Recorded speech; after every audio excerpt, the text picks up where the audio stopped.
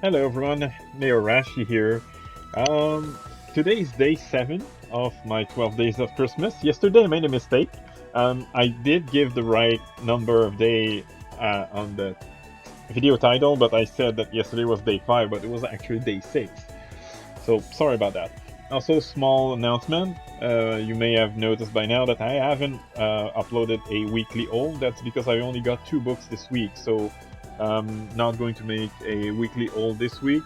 And I'll be out of town next week, and I might not get a single book also next week. So do expect only a new weekly haul in 2 weeks.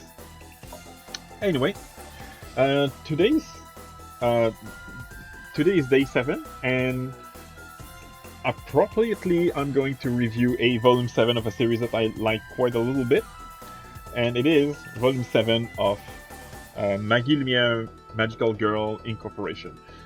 This is one of the few actual Magical Girls series that I really like. I really like the manga so far. I like the anime. I actually worked on the anime for Anime Planet, and I already put my name in for season 2, which it's been greenlit, but I don't know when it's gonna release as of when I'm recording this. Anyway, so Volume 7 was one of my favorite volumes in the series, mainly because we start seeing the two magical girl that joins the team. The two magical girls that joins the team in the end of Volume 6 are two characters that we see previously in previous volume. In the case of one of them, we actually see her in the anime. So I'm not going to tell you which one, but one of the ladies you see in the anime will join Magilumiere starting volume 6. So be hyped. And the other who joined the Magilumiere is actually seen starting in volume 5, and she joins in volume 6. And I'm eating ramen, but this time it's super cheap, 25 cents ramen. I didn't feel like cooking. So, um, the the volume starts with all the character, including the two new magical girls, going to Kyoto to meet up with some people because they are actively trying to recruit more people into Magilumiere. Um, so this one was I really liked it because uh, the first half of the volume was introduce us to new character. Actually, the two characters we see on the cover, and I like both of them so far. The guy is kind of a jerk, but in the end, he ends up being a nice guy. And the second half, or maybe the last third, is more action-packed, which you would expect out if of a magical girl show.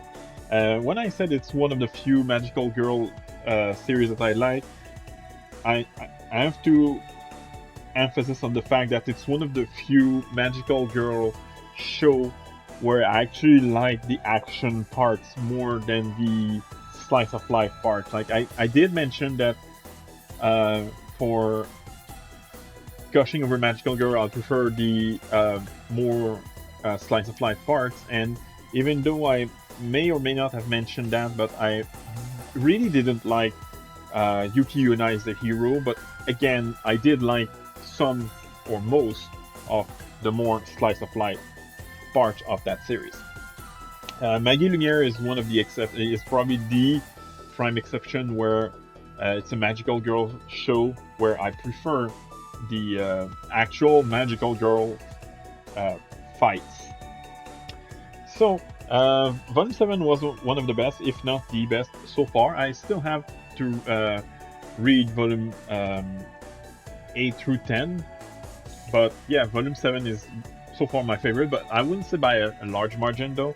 There are a couple other volumes that I really like. Volume 1 was amazing. Volume 5 was great. Volume 4 was pretty good. Volume 6, maybe not as good, but still pretty solid.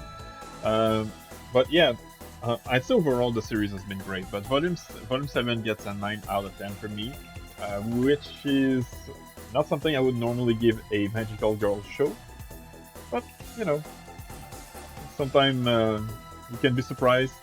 I don't even know how. I don't even remember how I got into this. I know it's not because of the anime, because when I got into this series, I didn't even. It was before the anime was announced. I got into Magilumiere like in early 2023, if I remember right. As for the availabilities, Volume 7 is somewhat recent. I think it's less than a year ago. So let's check.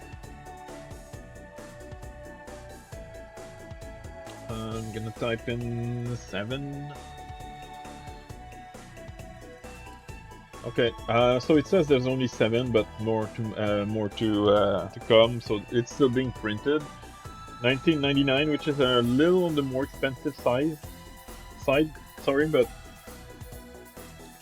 now there's a lot of manga that are over $20, sadly, in Canada, and oh yeah, I said less than a year ago, but it's been 8 months.